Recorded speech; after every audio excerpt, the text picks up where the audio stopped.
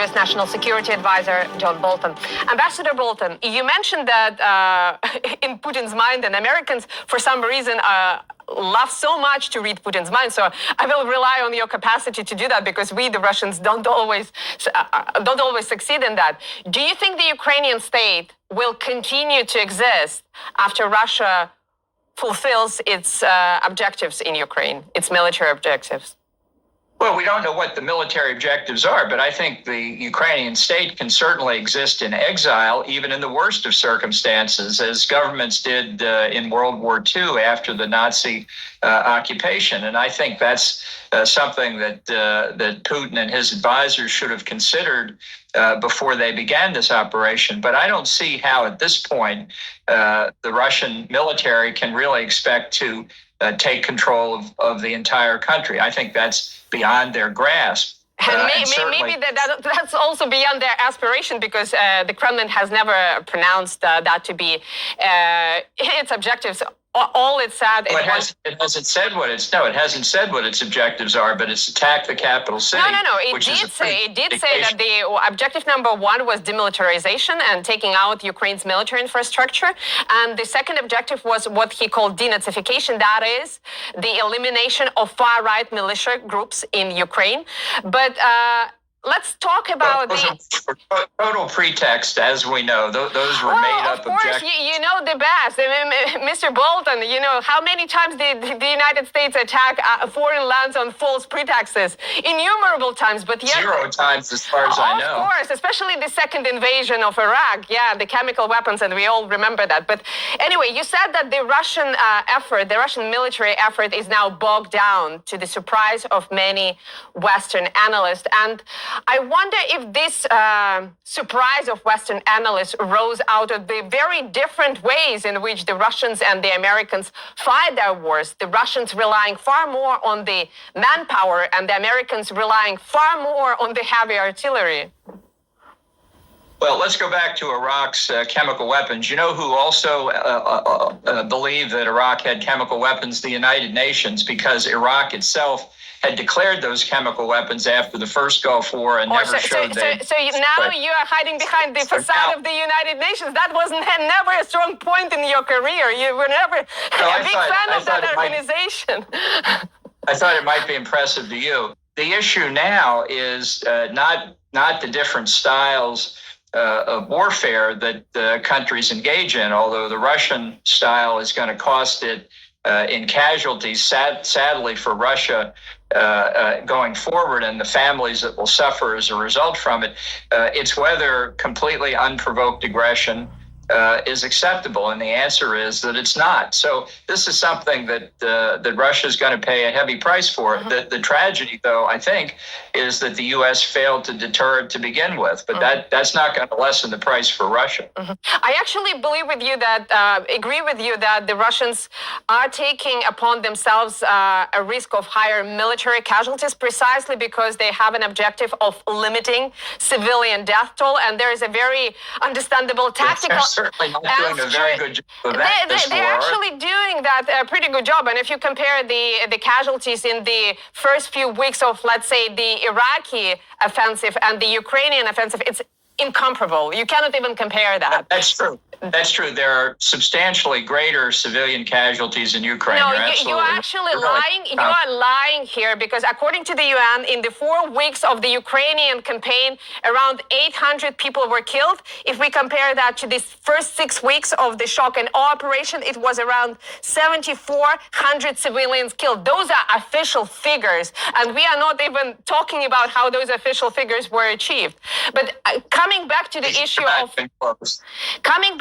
issue of different styles of offensives, the Russians having to rely much more on the manpower, and the Americans having to rely much more on the heavy artillery and essentially bombing the cities and only then moving in. Can't you at least give Russians the credit for trying to protect civilians? Because I know we are adversaries, but at least in the Russian culture, there is a tradition of respecting the noble acts of the adversaries.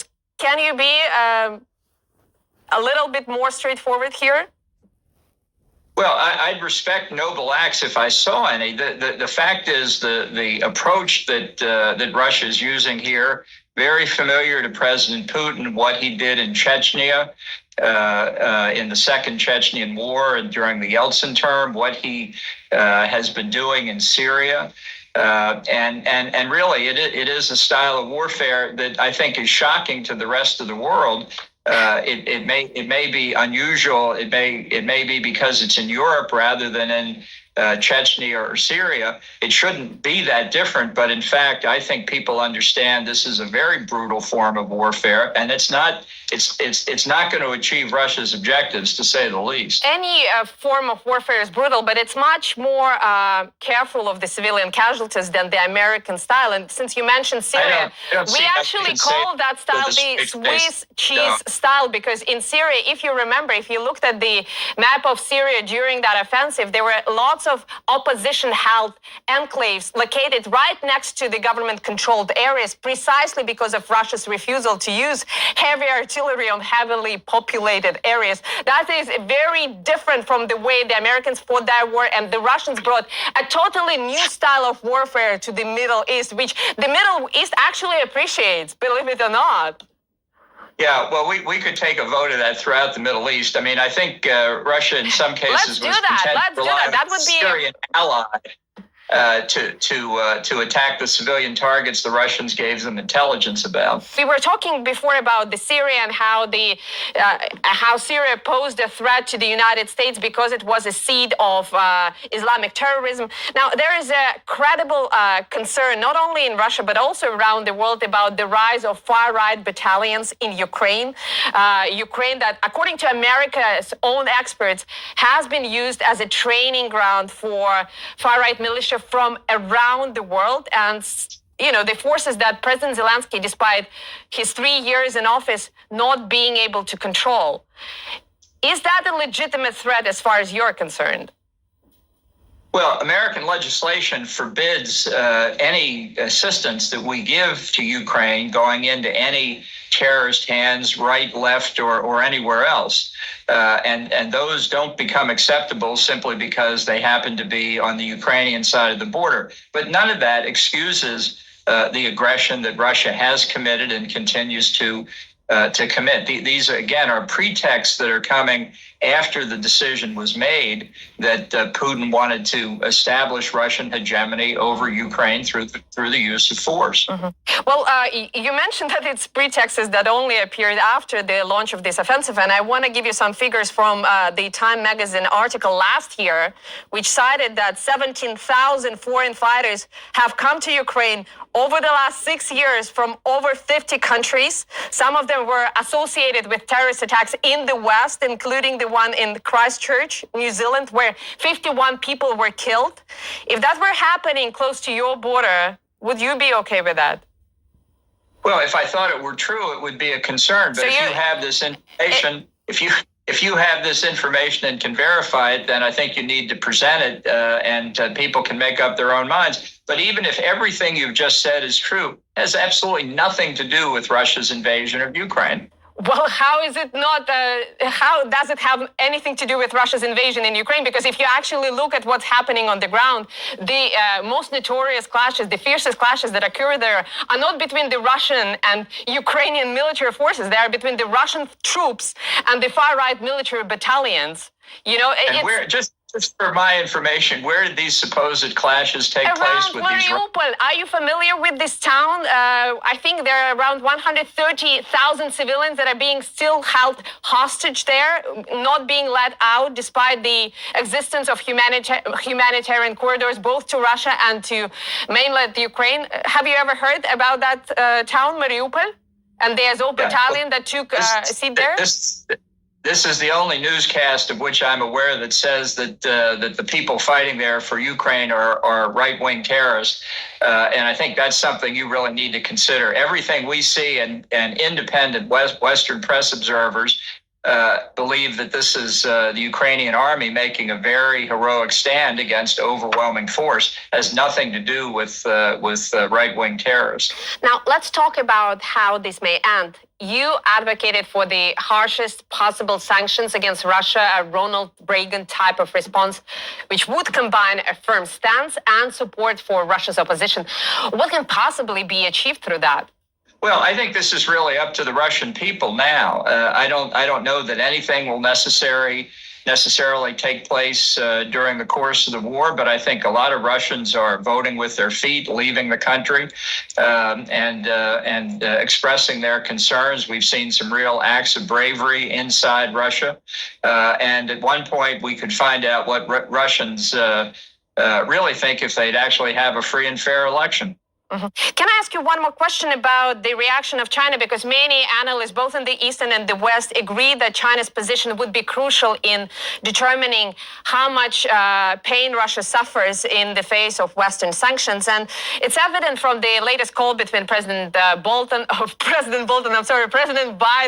You wish, I'm sure you were President Bolton. But the recent call between President Biden and President Xi, that it seems that the U.S. main means of dissuasion now are threats, sticks, rather than carrots or any form of positive reinforcement.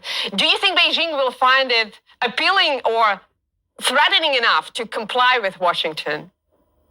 Well, I think China is a threat in and of itself to the United States and the West as a whole. And the question of how to deal with China is going to be a huge subject of debate. I don't know whether these telephone calls from President Biden will dissuade China or not, but I think China is going to need to think about this, because if they have designs on free places like Taiwan and others in the Indo-Pacific, they need to recognize that there's a stronger and stronger view in the United States. We will not accept this. Well, there may be a stronger and stronger view, but the tools in your toolbox seem to be rather limited. In fact, I've heard a number of analysts suggest that the most opportune time for Beijing to assume full control of Taiwan would rise right after the end of the Russian operation in Ukraine, because the American ability to hit Beijing with sanctions would be at its minimum. Do you think that will come to pass? Well, I think China would be making a huge mistake if they drew that conclusion, that's for sure. And in terms of the policy of the United States, if you think it's tough under Joe Biden, wait until we get an administration that whose views are closer to mine. Well, God help us at that time, Ambassador Bolton. But we have to leave it here at this point. When you come to office, I will request that interview again. But for the time being, thank you very much for your perspective. Glad to give it. And thank you for watching. Hope to see you again next week on Worlds Apart.